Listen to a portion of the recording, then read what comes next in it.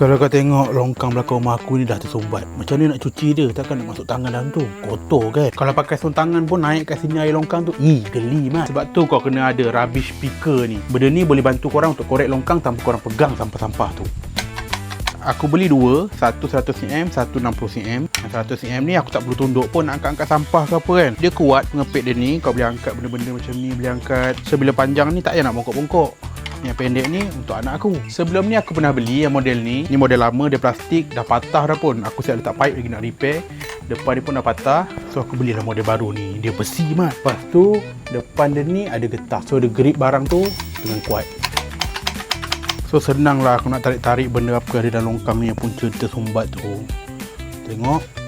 Weh, ni nak pegang pakai tangan. Geli mat. Tengok dah kering dah air. Maknanya longkang dia tak sumbat lagi dah. Clearkan pakai benda ni. Kau tengok macam mana kotor dia. Ini longkang air singki kan, berminyak-minyak lah.